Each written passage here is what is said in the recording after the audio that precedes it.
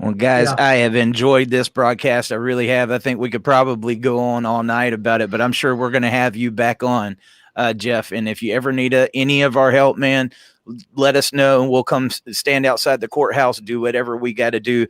There's a lot of importance that goes on this case that goes beyond James. It goes beyond Jeff Younger. It goes beyond any of us. Could you tell us some of the implications that if we don't make sure that we really focus on what's going on with this case, some of the implications that could come back to haunt people beyond what we're seeing in this particular case? The danger here, and I think this is why the transgender community has seized on my case more than other cases. My son doesn't present consistently as a girl, okay? He presents as a girl with his mom, and he presents as a boy with me. And I think the calculation they've made is if I can get this boy, I can get any boy, okay? I can get any boy. If you establish as a precedent in U.S. law in any state, because once it's in a state, it becomes persuasive precedent in other states. You get that in any state, that there's a precedent that a court can, against the consent of both parents, genitally mutilate the child. You are on this slippery slope to where they'll do it without either parent's consent. Yeah. That's right. Yeah. That's already happening in Canada. And it's starting to happen in Utah right now. That's the danger you're facing. And that's right, because they don't just take it all away at once. It's one little step at a time until all of your rights, all of your liberties are just completely stripped of you guys. That's right. You know, so we got to stand up. We got to be not afraid to get out there and do stuff. You know, like I said, I've had people that told me, stay away from this case, stay away from this case. Hell no, I'm not staying away from this case. There is a child that this is being done to. This is one of the most severe forms of abuse that I've heard of. I mean, it really is. If we talk about parental alienation and how that's child abuse, I can't even believe that there would be support behind something such as this. It ticks me off so bad. And I'm sorry, Jeff, that you've had to go through this. I'm sorry that it kind of got caught in the middle of politics. There's many different things you've had to fight out with this. But one thing I got to say for certain is it makes me proud to see a father like you that fights for what he believes in. And even though they told you to shut up, that made you get louder.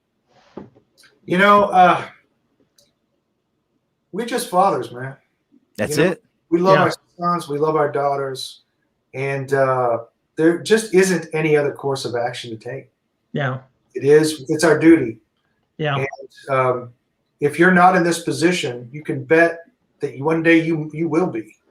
Jeff, something that you said earlier that, you know, there's a lot of things I never wanted to be involved in, never, you know, that I thought I felt like, you know, God, how come I have to speak up? But I have to speak up. And, you know, the times that you're shaking in your boots or that you're like, how am I going to do this? But if you start to do it once, you do it twice, all of a sudden you're like, okay, you know, it becomes a whole lot easier. It's not that bad.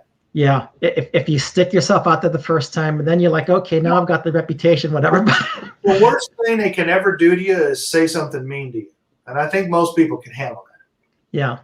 Yeah. Yeah. Or, I mean, listen, and you look at yourself. I mean, I look the same thing, you know, you talk about being a man of faith and everything. So what if they do, if your house is in order, if you're, you know, so they're going to do that? Really? They're going to try to do that against me? Because, I mean, I've had people that tell me, hey, you know, you need to watch yourself. They're going to do this. They're going to do that.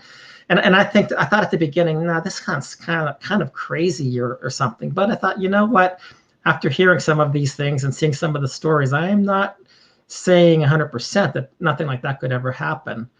But, you know, the scripture talks about people that, even though you know, being dead, they still speak, their faith still speaks, their voice still speaks and stuff like that.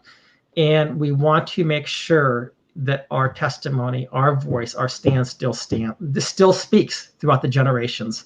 You know, what you do today is going to be the foundation for somebody else tomorrow. And the reason that we can do what we've done today to whatever it is because other people went before us.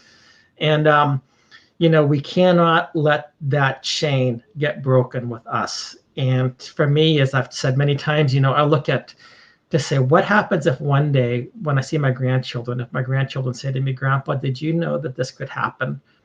And I said, yes. And they said, oh, Grandpa, did you do anything about it? Did you try?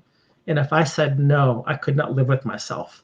So, I mean, to me, it's that responsibility, that to say, I want to see this evil system, this wicked, immoral, unjust system that abuses kids, abuses families, mothers, fathers, grandparents, uncles, aunts, brothers and sisters, whatever it may be. This is a wicked evil. It's pernicious. It's hideous. It's worse than the cartel. When I talk about the cartel and the mafia, I almost offer apologies to them. That's how evil the system is. And yet you have these people that wear their black robes, or that they have their briefcase and they try to defend it. They try to defend the injustices that take place on a daily basis. We cannot stop. That's and right.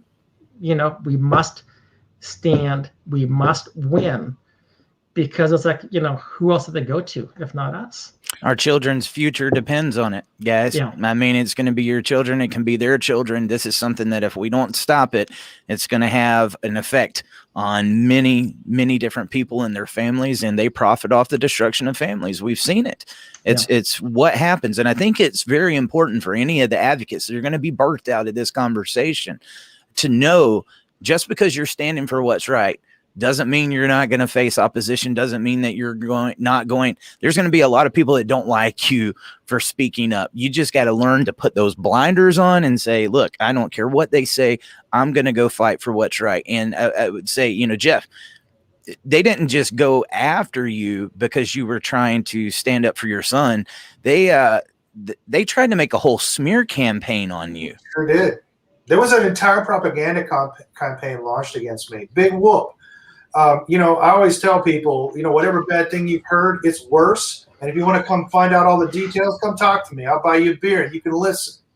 You know, I don't really care. You know, they can say anything they want about me.